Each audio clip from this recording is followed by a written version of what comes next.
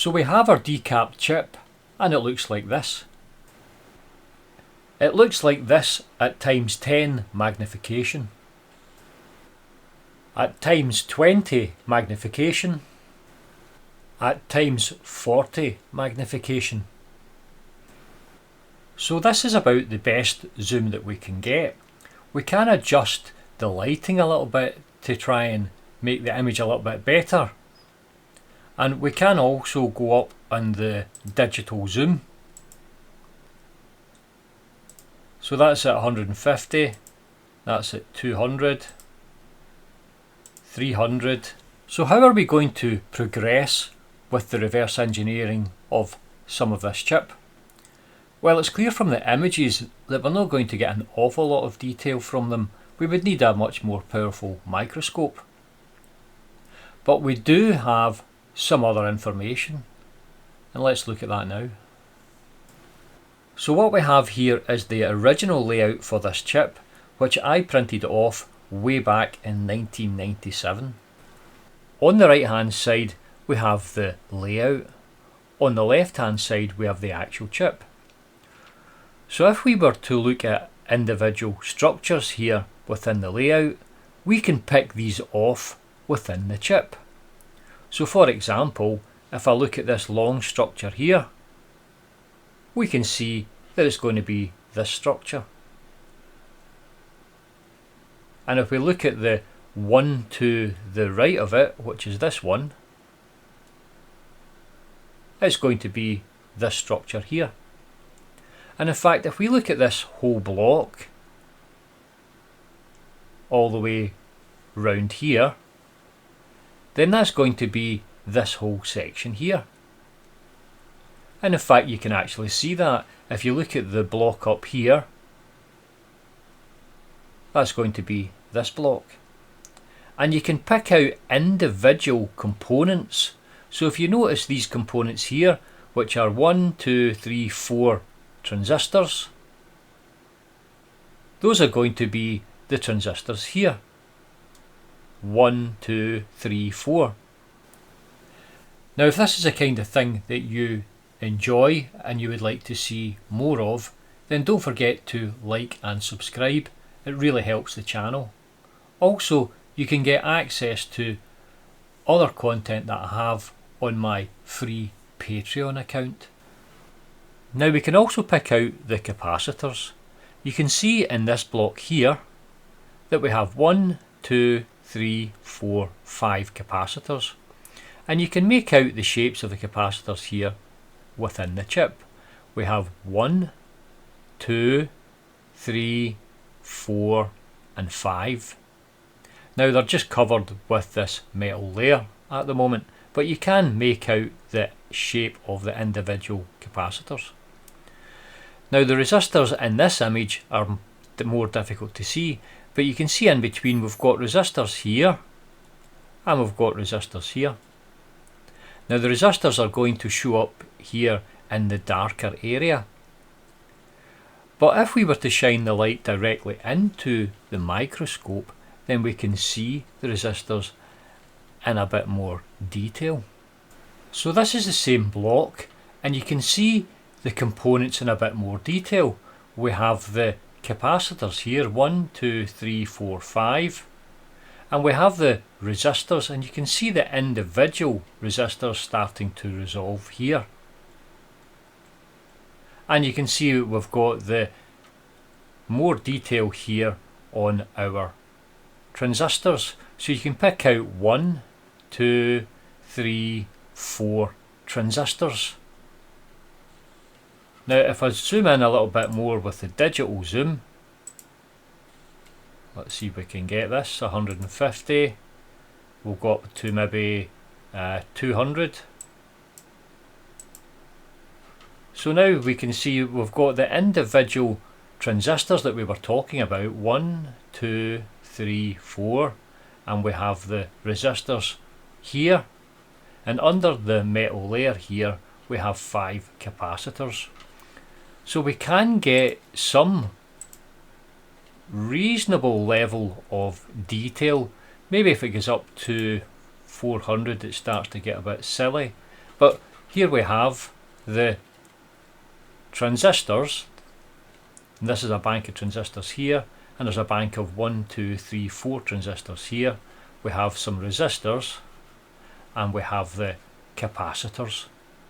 So we can actually see some detail within the chip, and we can compare it to the layout drawing, and from this we can start to put together individual circuits. So we want to pick out one circuit to look at, and I think we should look at the low noise amplifier.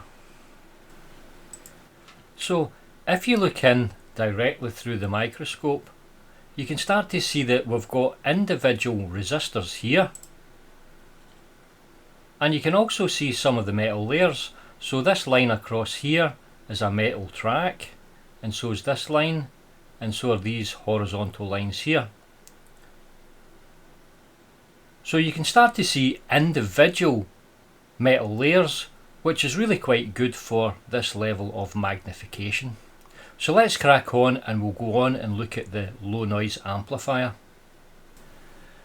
Now, we haven't talked much about what the chip actually is. It's called a QPSK demodulator, and it was used in digital satellite set-top boxes. Now, we'll get into a wee bit more detail in some circuits later on in this series, but for now we just want to try and pick out a block that we can work with.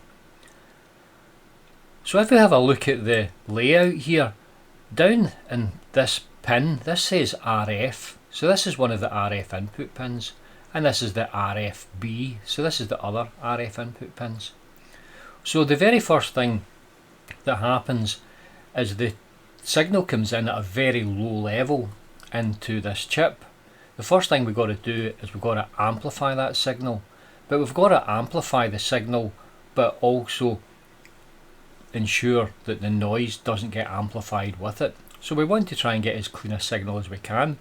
So the very first thing that it's going to do is come into the block that's next to these RF inputs. So the block that we're talking about here is this block. Now I know this because I designed this entire block, and I still remember that this was the low noise amplifier. But we can see that you would have the low noise amplifier as close to your RF input as you can possibly get. So this block here in effect is as close to these as we can get. So this is the block that we're going to take a little look at, and we should be able to see a little bit of detail within the actual chip itself, so we can see some of these individual components. Now I've taken another snapshot of this in a bit more detail. So this is the block that we are going to look at, and we're going to see if we can reverse engineer it. What we're going to have here are the dark regions here are going to be the transistors. So we've got two banks of transistors here, and we've got our transistors here, and the lighter coloured components here are our resistors. So we've got our resistors here and here and here. Now these other blocks here are capacitors, and you'll see these little square blocks. These are called vias. Now what the vias do is they tunnel down between one layer of the integrated circuit to the layer either below or above. So if you have, say for example, a structure with 3 metal layers, then you can generate a via between metal 1 to metal 2 and metal 2 to metal 3. So this helps us whenever we want to route signals round about the circuit, because you could imagine if you only had just one layer, then it would be almost impossible to route without crossing over yourself. So you want to be able to come along and come underneath and along and then back up and then along again. So that's what all of these little square blocks do, and you can see some of them up here as well. In fact, I'll zoom in. You can see them here and you can see them here. So these are dropping down into a different layer so that we can route some of the signals. And you can see the actual metal layer here. So here's a line here, and this is another line here. So this is probably, this will be metal 1, which connects individual components together. Now it's actually quite good here, because if we zoom in on this, you can kind of almost start to make out the individual fingers of the transistors. And I'll mention to you, and we'll have a wee look at what we mean by the fingers of transistors in one of the later videos. But this image here gives us some reasonable detail, and we can start from this to reverse engineer this circuit. So let's start off at the very bottom. We have the RFA input pin here and the RFB input pin here. You can see that the RF signal goes to this via. It drops down through the via onto another metal layer, and you can see it just here. So in effect it has to drop down below this top metal layer, and then it pops back up through this via here up onto the top metal layer. And this is the signal coming in, and it goes into this transistor here.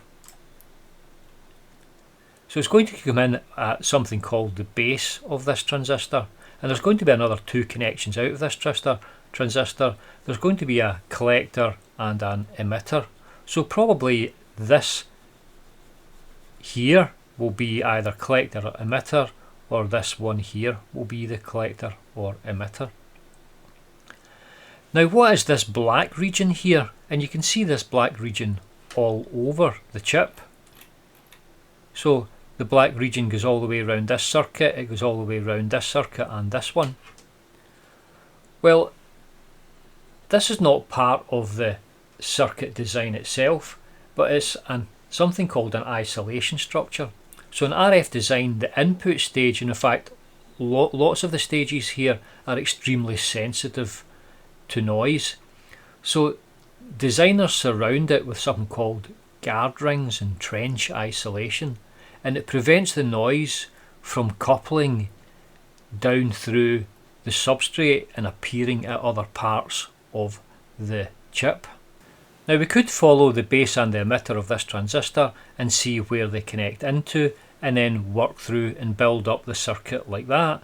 But at the moment, the best thing to do is to look at the circuit overall and start picking out the components and just drawing them out. So if we start off at this section here, we have 6 resistors, 1, 2, 3, 4, 5, 6. Now the little black blocks in here, there's 1, 2, 3, 4 for each resistor. These are connections or vias that take us to the ground. So the ground is going to come in somewhere, and it's going to come in and it's going to come up through the vias and connect on to the bottom of these resistors. So we're going to have something that looks like this. Now I won't draw out all of the 6 resistors, but you're going to have a set of 6 resistors, so we can just put in times 6. Now the other end of these resistors, you can see that there's a connection up in via this metal layer, and you can see this metal layer here. Now it doesn't go into this one, and it doesn't go into this one. The metal layer stops at this point here, and it stops at this point. So it looks like it's going to get into these transistors, 1, 2, 3, 4, 5, 6. So there's going to be 6 of them. So we could put this down as 6 transistors. So we can have an NPN transistor, would have the base here, and you're going to have the emitter and the collector, and it's going to be again times 6. In this other end, the collector heads off to some other part of the circuit. Now we don't have time in this video to go through the rest of it, but I'll work through the rest of it in the next video, and we should be able to build up something that looks very like a low noise amplifier. But what we'd have down at the bottom here is really just what we would call the biasing network for the amplifier. Well, that's enough for this video. We should get the rest of the reverse engineering covered in next week's video. Now, if this is the kind of thing that you enjoy and you would like to see more of, then don't forget to like and subscribe. It really helps the channel. Also, you can get access to other content that I have on my free Patreon account. So thank you for listening. I'll get you on the next video. Goodbye.